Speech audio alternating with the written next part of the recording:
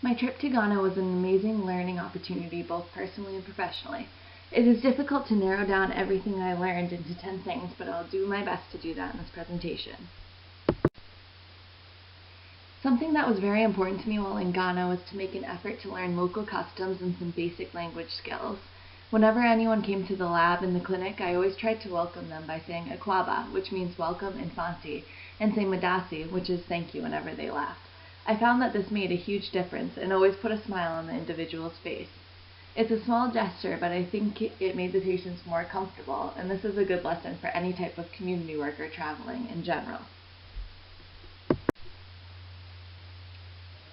In any type of work with community members, I think it is important to be attentive. Particularly in the lab or clinic setting, I always wanted the patients to know what was being done before I started testing or asking questions for my survey.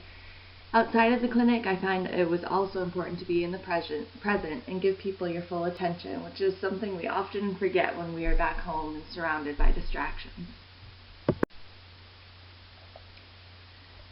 I think in public health work and life in general, it is important to take time to reflect.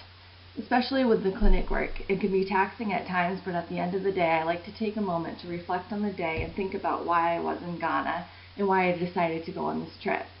In addition, after visiting Elmina Castle, I found it to be important to reflect on the history of the country. Elmina Castle was a powerful experience and quite frankly pretty overwhelming. Reflection is a major part of growth and helping to make sure history doesn't repeat itself. Even now when I'm back in the States, I've been reflecting on my time in Ghana almost daily. No matter where you are, it's important to always be respectful. However, I found this to be even more essential when visiting, working, and living in a foreign country. You may be uncomfortable because things are different than your typical situations and your day-to-day at home, but you're a guest in someone else's country and you should always be respectful, particularly in the clinic and when doing surveys with people. I found this next lesson to be particularly important to my malaria project.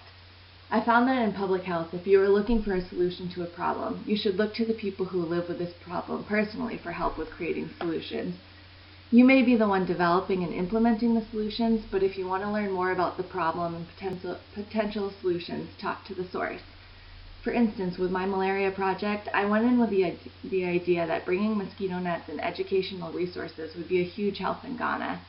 After speaking to residents, this was not the case. The majority of the individuals have mosquito nets and are fairly well educated on the topic.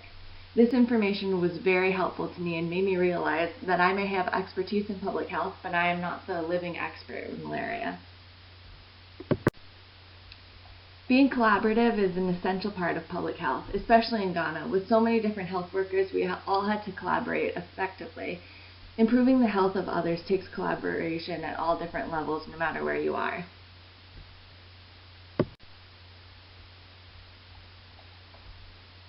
In Ghana, I learned that you should always make the most of your time, especially when you are visiting a new location.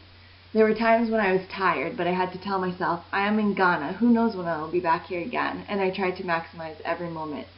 By doing this, I developed a strong connection with the community workers and felt more connected to Ghana.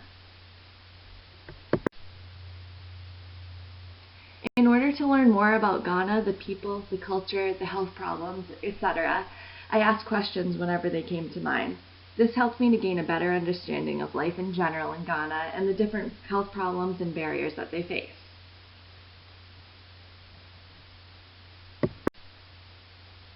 I had an amazing time immersing myself in the local culture.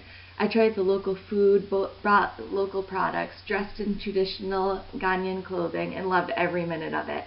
Again, by doing this, I learned about the culture in Ghana more in depth, which gave me a new perspective as a person and a public health professional.